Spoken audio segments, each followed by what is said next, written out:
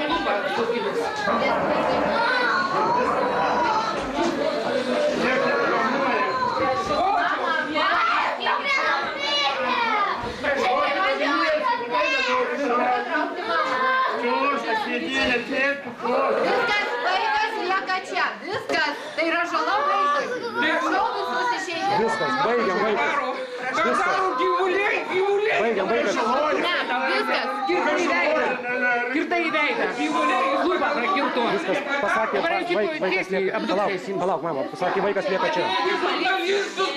Va, mama, palauk. Pasakė, kad vaikas lieka čia. Laima, sakė, vaikas lieka čia. Viskas. Viskas, susitikimas baigtas. Viskas. Ramiai. Sėskit. Viską pasakyk, ką tu galvoji. O pažiūrėkit, čiorną visą sudaužys. Palauk, ramiai.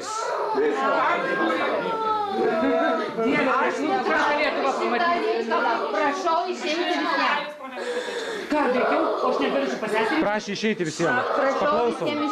Jūs išeiti. Apsauginiai, kaip išeina visi. Eina visi gal. Prašau apsauginiai, jeigu lieka, prašau išeikite, lieka vaikų teisės, psichologas ir mama. Prašau visi. Gerai, prašau visi išeina. Lieka vaiko teisės, apsauga ir mama. Močiutė, prašau išeiti. Niekur aš neįniūčiu, kas išeiti? Prašau išeiti. Niekur aš neįsieičiu. Jūs vaistų suleidžiate. Niekas nepasakė, prašau išeiti. Susitikimas baigtas, mes neįmamos nieko, viskas. Šiandien susitikimas baigtas. Sprendimai vėlesni susitikimas, su visais susiderinus. Yra nuspręsta, kad veikia šiai dienai yra gauti teismo leidimą. Čia yra žala vaikai, kažkas Teismo sprendimas krenta ant kojų. Ar vaikas bus paimtas, ar vaikas bus nepaimtas, žala vaikui yra padaryta. Yra teismo Tai, kas vyksta šiandien, yra žala taip pat vaikui. Šiandien to nebus. Kągi šias grumtynės dėl mažametės nutraukusios vaiko teisių apsaugos specialistė sako net nežinojusios, kad antstolė šiandien prievarta mėgins paimti mergaitę. Jos sako maniusios, kad Venckų namuose vyks įprastas Stankūnaitės ir dukters susitikimas. Tuo metu, kai iš Kėdžių namų pasigirdo mergaitės klyksmas, prie senelio atidaryto lango plūstelėjo kieme laukę žurnalistai. Tačiau kaukėti apsaugininkai ir policijos pajėgos ėmė stumti juos lauk. Prie Kėdžių namų susirinkę žmonės puolė aiškintis, kas vyksta. Kelios dešimtys policininkų gyvų skydu uždengė Kėdžių namus. Vieni žmonės verkė, kiti reiškė pasipiktinimą antstolę ir teisėsaugą. Ir neleisk mūsų gundyti, bet gelbėk mus nuo pikto, nes tavo yra valdžia ir galia ir garbė. Gyvenau ir gyvensiu kaip žmogus, bet šitaip žudyti vaikai negali. Aš turiu 10 anūkų. Kodėl jinai verkia? Kodėl jinai verkia? Nueikit, pažiūrėkit. Tai kodėl jūs neginat vaiko? Tai pažiūrėkit, kas yra. Po grumtynių mergaitai prireikė medikų pagalbos. Jos globėja Neringa Venckienė dėl vaiko sužalojimų ketina kreiptis ne tik į ligoninę, bet ir į policiją. Veido sumušimus patyrė ir Drąsiaus Kedžio teta. Taip kaip skelbė teismas, kad prievarta vaiko atžvilgių bus nenaudojama, tai atsitiko visiškai priešingai. Stankūnaitė ir 1 ar 2 iš apsaugos darbuotojų yra viskas nufilmuota. Mergaitė tempė, traukė, pilvas sužalotas, nubrozdinimai ant pilvo, ant kaklo. Tai yra karas, kaip vaikas pats ginasi, kaip spardo ant grindų motina, man prakirto veidą, prieš mergaitę naudojo smurtą. Antstolė pati įsijungė tą smurto procesą. Apsauginiai, kurie saugoja mergaitę, griebė mergaitę nubrozdino. Tai yra baisus teroras. Lietuva barbarų šalis. Tai yra baisu, ką mačiau. Ir aš tikrai šiandien skūsiuosi, tie, kurie saugoja mergaitę, man kirto į veidą, kad aš gyniau mergaitę. Bet vienas iš apsauginių. Ne, čia, kur mergaitę saugoja, iš tų, tas apsauginis. Bandydami gelbėti mergaitę, žmonės kreipėsi net į prezidentūrą. Paskambino į prezidentūrą, sujungė su prezidentės patarėja. Pasakiau, kas darosi, kad Kėdainių teismo sprendime yra pasakyta, negali būti prievarta. Mergaitė sumušta guli su mėlynė, šonkolis daužyti, reiškia. Prievarta naudojama prieš vaiką. Prašiau, kad sujungtų su prezidentė. Sako, toj pranešiu prezidentė, reiškia. Vis dėlto antstoliai nepavyko įvykdyti savo ketinimų. Juos nutraukė greta buvusi Kauno rajono vaiko teisių apsaugos specialistė, pradėjusi šaukti ant apsaugininkų ir antstolės, jog šie liautųsi žaloja vaiką. Už tai vaiko teisių sergėtoja sulaukė antstolės įspėjimo už tariamą trukdymą jai vykdyti savo funkcijas. Tačiau 8 metukų mergaitė pasiliko senelių namuose. Buvo bandoma vykdyti tik Kėdainių rajono apylinkės teismo sprendimą, perduoti vaiką mamai. Nepavyko? Nepavyko, nes seneliai neleido. Ką darysite toliau? O kaip neleido? Toliau vykdysime. O kaip neleido seneliai? Tai jau senelių paklauskite. Po nepavykusios vaiko paėmimo operacijos Stankūnaitė lydima kaukėtų apsaugininkų paliko Kėdžių namus, tačiau netrukus vėl į juos sugrįžo nebe su antstole, bet lydima savo advokato. Šis piktinosi, kad jo klientei nepavyksta susigrąžinti dukters, kaip tai pernai gruodį buvo nurodęs Kėdainių teismas. Man nesuprantama, kaip teismo sprendimas, akivaizdžiai matosi, kad nevykdomas.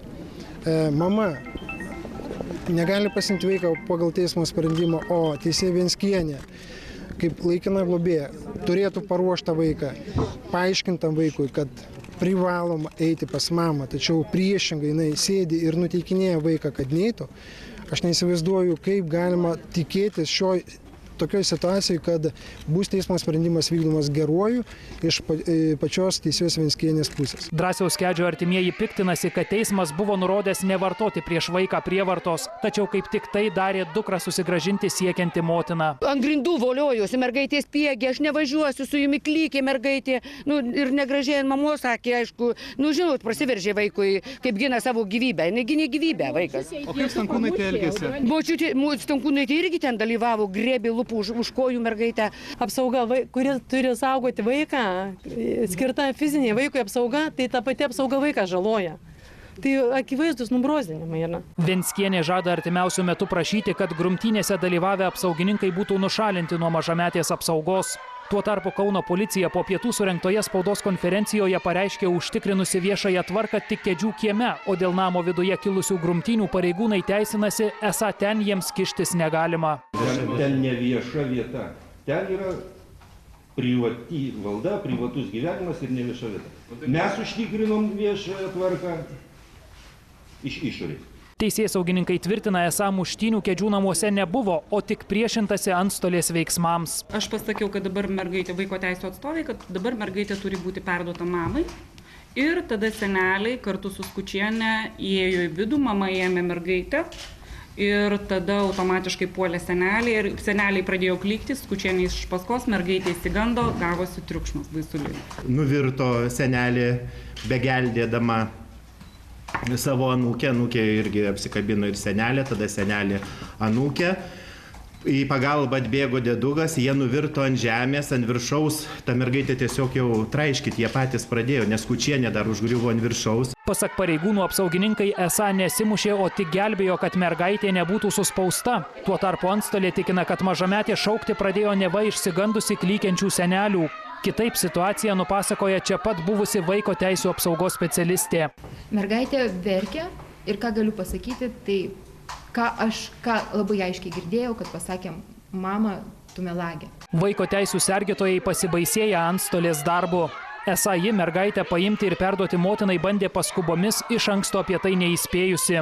Apie savo ketinimus antstolė vaiko teisių apsaugos specialistai pranešė likus vos pusvalandžių iki triukšmingos įvykių atomazgos, jau vykstant Stankūnaitės susitikimui su dukra. Vykome į mergaitės gyvenamąją vietą ne perduoti vaiko motinai, bet pagal iš anksto numatytą grafiką su visais suderinta ir suplanuota motinos ir vaiko susitikimą. Ir noriu pasakyti, kad esame šokiruoti visi vaiko teisių apsaugos skyriaus specialistai dėl šito sprendimo vykdymo. Pasak vaiko teisių apsaugos specialistų, šiandieninis incidentas padarė didelę žalą vaikui, todėl artimiausiu metu mergaitei bus teikiama psichologo pagalba. Tuo tarpu antstolė ketina kreiptis į teismą išaiškinimo, ar kitą kartą į Kėdžių ar Venskų namus ji galės patekti su policijos palyda.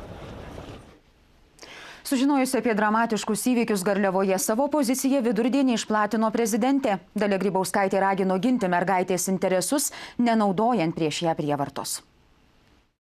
Prezidentė nekartą yra išsakiusi poziciją, kad mergaitės interesai yra svarbiausia ir vaiko interesų apsauga turi būti garantuota ir savo pozicijos ji nekeičia. Prievarta, pasak prezidentės, vaiko atžvilgių netoleruotina. To neleido daryti ir Kėdainių rajono apylinkės teismas 2012 metų kovo 22-osios nutartyje, kurioje teismas konstatavo, kad prievarta gali būti naudojama ne prieš vaiką, o pašalinant kliūtis sprendimui įvykdyti. Pedofilijos skandalas supurtė ir Australiją. Čia išaiškintas vaikų pornografijos tinklas, kurio gijos driekėsi net iki Vokietijos.